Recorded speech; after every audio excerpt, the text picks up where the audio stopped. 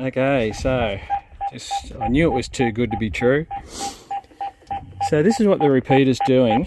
I'm not just going to yank the power on it at the moment. I think it's important to find out what the problem is. But it's gone into a transmit loop, and the thing won't time out. You see, it's been doing this for hours. But on this radio, it would sort of sound like it was a continuous carrier and an alarm. But when you have a look at the Motorola is behaving like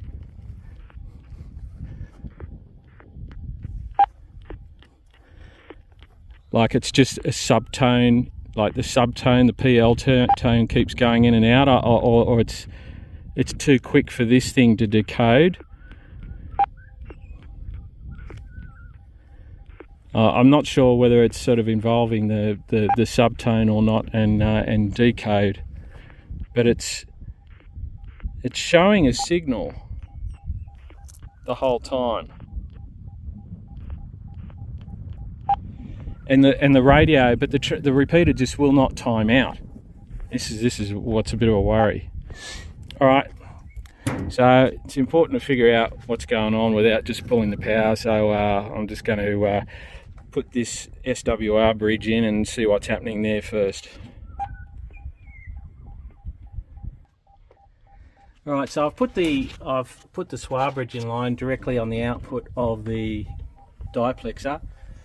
There's a mud dauber. The mud daubers, they've built quite some nests behind the case here, putting out about 7.5 watts. SWR of 1. I'll disconnect the repeater from the diplexer and plug it straight into this thing and see whether that resolves it. Darren seems to think it's a desensing issue, but I don't know about that. It's sounds like the repeater's just gone berserk. So here we are, still it's doing 10 watts directly out. So it's still doing basically full power. It's not very hot. The fan was on when I got here. Just take the receiver out. So it's still going. It doesn't seem to be, so therefore I don't think it's a filtration issue. It's something which has happened to the repeater. So let's start unplugging things one by one. Unplug USB. Okay. Now we'll unplug the Ethernet. What I was trying to do this morning was upload codeplugs to it, but it then stopped. The software from remote from the shed, and the programming software failed to see the repeater. So there we are. It doesn't look like I can do anything else except unplug it, and then possibly I think put the Hytera back in place, because yeah, anyway, I'll just pull the battery box out and see where we are as far as power is concerned, and see if that's an issue. It doesn't look like it. I wouldn't imagine it is. Don't think it's a power issue.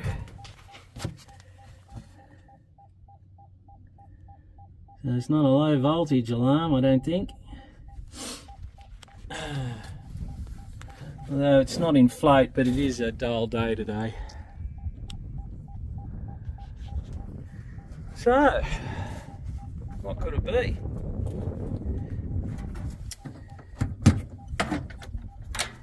Me thinks, let's just have a look at the computer.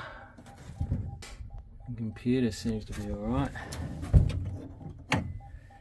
Yeah, dummy load's getting a bit warm now. So I think I might just have to pull the plug. Pull the power out.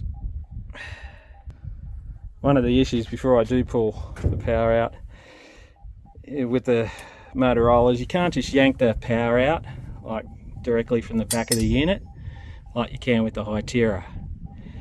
I've got to actually undo the cable, and there's no way of me remotely switching on and off these things. The only way I can sort of cycle them is by remote through their codeplug software, the customer programming software.